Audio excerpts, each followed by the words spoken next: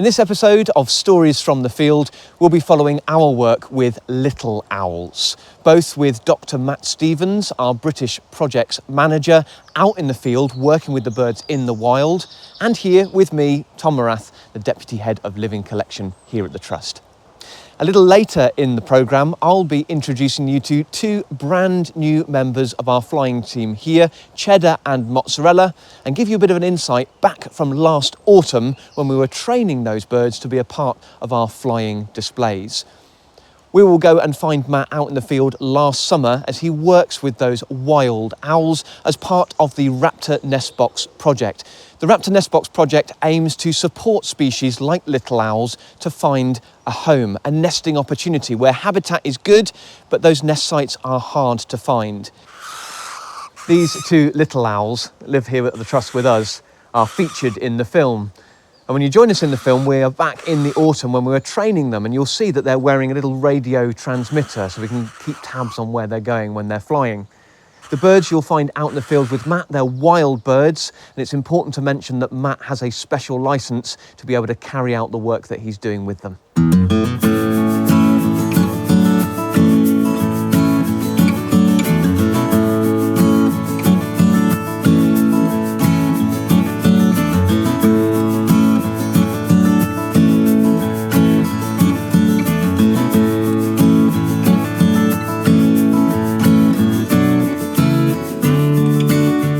Three chicks, one tiddler.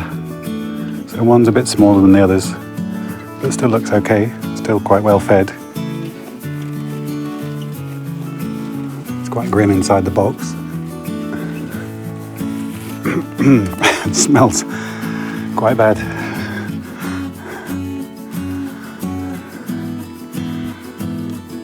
Right, so I'm going to ring the birds.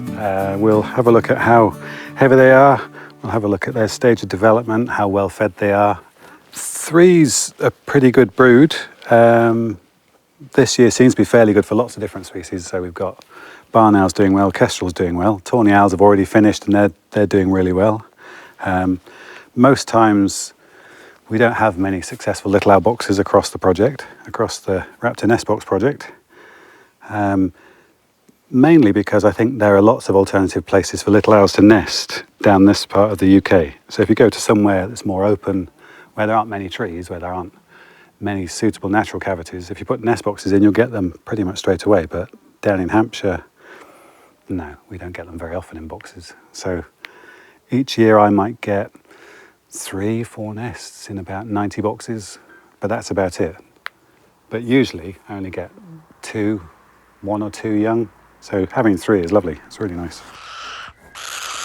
So you've obviously just seen some very young chicks out in the wild with Matt. These two here are about 6 months old, and their names are Cheddar and Mozzarella. And I've been working with these two since they were very young indeed, pretty much as young as the ones that Matt's been working with out in the field. And they're here as ambassadors for their species. And as you can see, they are very cheeky little birds. They're an amazing species to work with. The smallest species of owl that you'll find naturally living out in the wild here in the UK. And they definitely bring an awful lot of character to our day job here, working with these birds. Though they are small in stature, they are mighty in character, let's say that much. Quite often you'll get, in most broods, because I only tend to find 1s and 2s, they all seem to be the same age, same size, their development seems to be the same. Maybe in larger broods it's more typical, certainly for other species, so kestrels, there tend to be 3 that are about the same size, and then the other 2 or 3 are a bit smaller usually. But they can catch up. It's just at this point, one of a larger brood is likely to be smaller than the others, but it's doing okay, it's doing quite well. So it's got a nice belly. And the ring's a special size that really it's more about the chick being a minimum age before I put the ring on, rather than there being an issue with the ring being too small. Its leg won't get big enough to be an issue for this ring, so it will never be able to touch both sides of the ring from inside with its leg.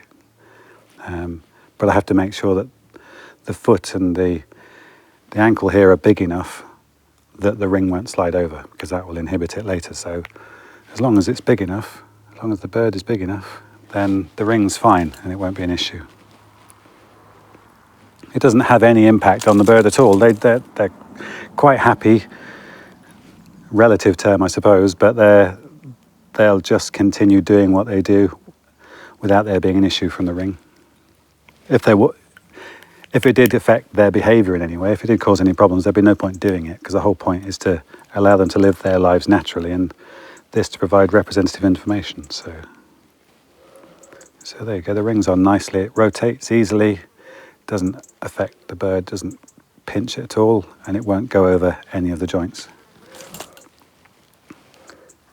All of these rings are unique, so this particular size of ring, this is an E-ring, will fit on kestrels, jackdaws, stock doves, little owls, and there's a unique code, so no other bird in the UK will have this combination of letters and numbers.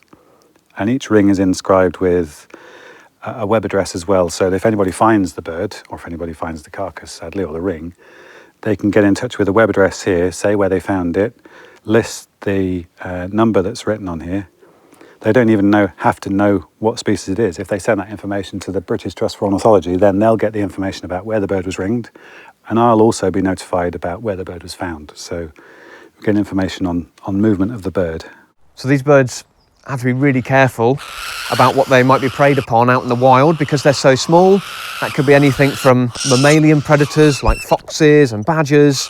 And they also have to watch out for other birds of prey as well. Birds like tawny owls, another owl species, might see a little owl as a perfect snack size opportunity. They are very exciting birds to work with. They're always on the go. They're very, very energetic, fun to watch. What's really interesting is both of these birds, they arrived here at the Trust at the same time. They've been reared in the same way. They've had the same interactions with me and the rest of the team here, and yet they're very different in terms of their character. Mozzarella here is pretty chilled out. He likes to watch the world go by.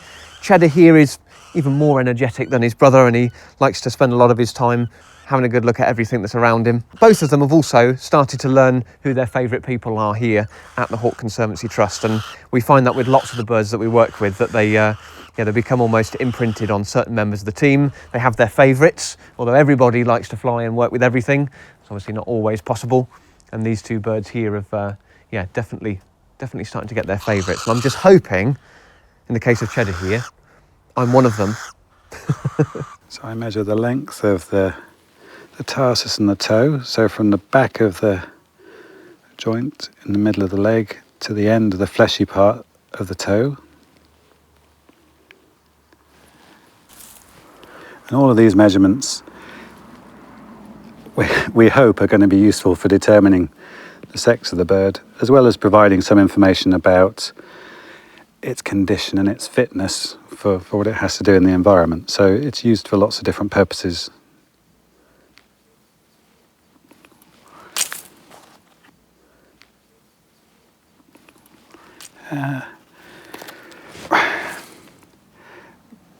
Little owls across the UK are not really that common. They're not doing particularly well, certainly down in this part of the UK, in the south.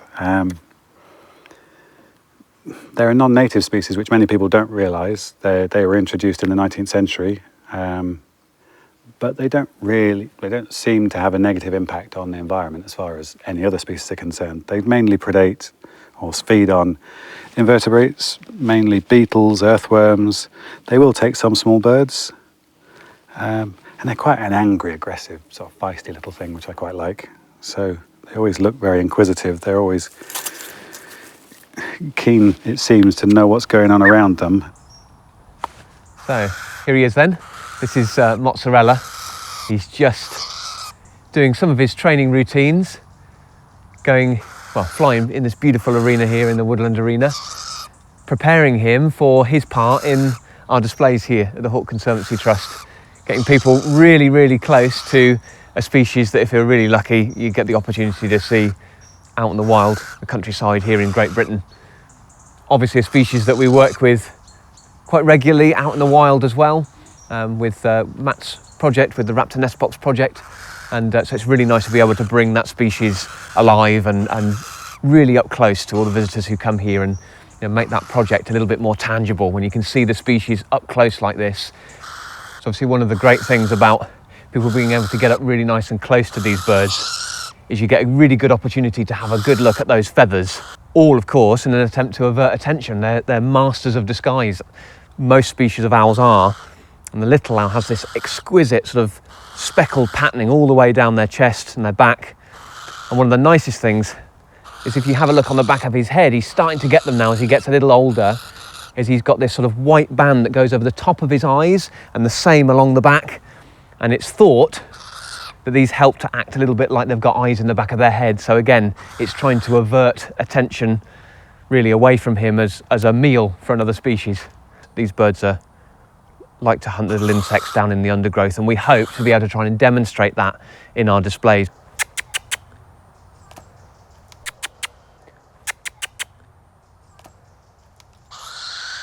And they've just got bags of character. They're really exciting little birds to work with.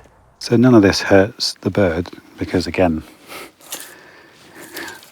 I've spent so long being obsessed by them, there's no way I'd want to do anything that causes any damage, undue stress. Because, I mean, you can see that they're not that fussed. The good thing about wild animals is that they do seem to be able to just forget everything. So they, in terms of their development, they open their eyes at about just after a week, so in their sort of 7th, 8th, 9th day. And then it takes them about 30 days before they start getting ready to leave the box, or 30 to 35 days before they leave the nest site. But you tend to see them when they've just fledged, all together, all sitting together, sometimes by the side of the road near a rabbit burrow where they've nested. And they're just fab things. The parents are with the chicks, they brood the chicks for the first week or so. They might be in there a bit longer, but once the chicks show a bit more sign of being alive and moving about, the parents won't spend much time in there. They'll bring food back and just let them get on with it. And really, the time spent in there early on for things like little owls and things like kestrels is when the parents are manipulating the food to give to the youngsters. The first consideration is always the welfare of the bird, and so you'd never do anything that puts it at risk. And if there's a slight doubt, then you just don't do it. But that's a sort of standardized protocol that if you go and progress through the ringing scheme, you learn all that stuff anyway. And sometimes it's possible to make mistakes, but and that's how it is. But everybody doing this and who's allowed to do this has to accept that that's the most important thing. And the fundamental thing is that it doesn't do any harm. It just generates all the information that is beneficial for these things in the long term, because we find out all that information that helps promote conservation and do things for their benefit. You also learn new things or improve the way that you do certain things from the other people that do this stuff. So when you see their pellets, lots of beetle wing cases, lots of their sort of elytra sort of around the edges of the pellet. And when you hold them in the light, they look like they've got little jewels in them. Whereas things like a kestrel will be all greyish, nice and squashy, about the same sort of size, one section of your finger, but very different in their sort of composition. This one's a wriggler. And a barn owl, obviously much bigger,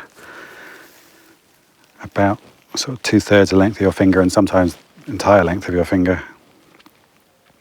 And that's filled with lots of skulls and parts of the skeleton from the small mammals that they eat. So our mission is the conservation of birds of prey. In order to achieve that mission, we need to inspire as many people as possible to love birds of prey as much as we do. And one of the most important ways we could do that is by introducing them to a bird just like Mozzarella here and educating them, educating anyone from school visitors to university groups to anyone who had just come here on a day visit to learn more about these incredible birds and the work we need to do in order to protect them into a more sustainable future. Don't pass it by, because even in places on the edges of town, I mean, I grew up on a council estate in Leicester. It was not the most, abundant source of nature everywhere, but just a 5-minute walk and you get out and you can see lots of stuff that if you open your eyes and spend time listening and looking, you'll see lots of it, lots of incredible things. You don't have to necessarily go to the Serengeti or to the Amazon to see fantastic stuff. If you spend enough time outside looking at this stuff, you'll see some really special things and stuff that just sticks with you. Something that's, you can't buy it. Yeah, I mean, you can get a bit of a feel for seeing these things and certainly get used to what they look like by going to places like the Hawke Conservancy, because if you watch the displays, you listen to the information, you get an idea about where you can go outside to go and see them. So how you can go about trying to find these things, how you can experience it for yourself, just being outside. But yeah, it's a good way of learning a bit more, getting a bit closer a look at these things. So that, in combination with being outside a lot and looking for stuff for yourself, it's just unbeatable. You can see them out during the day quite a bit, and they'll use particular perches. So if you know, or if you go outside and you hear the sort of, it's an odd sort of call, a bit like a cat's call. If you hear that and you learn where a little owl is at night, if you go there during the day, if you search through that oak tree nearby where you've heard that call, or that apple tree in that orchard, you can have a good chance of seeing them, because they do sit out during the day. Since we filmed in the autumn, Cheddar and Mozzarella have become brand new stars of our Woodland Wonders display. And one of the best ways you can help and support us to achieve our mission is to come and see these birds for yourself. See Cheddar and Mozzarella flying up close to you in our flying displays, and also learn a little more about the work that we're doing to protect species like these out there in the wild. So from Matt, Cheddar, Mozzarella and me, thank you very much for watching. We hope to see you here at the Trust very soon. The work Matt manages is vitally important. All of the researching, monitoring and recording helps us to find the best ways to support birds of prey in the wild. If you want to support us to do that, there are loads of ways you can do it, and there's a QR code on screen now.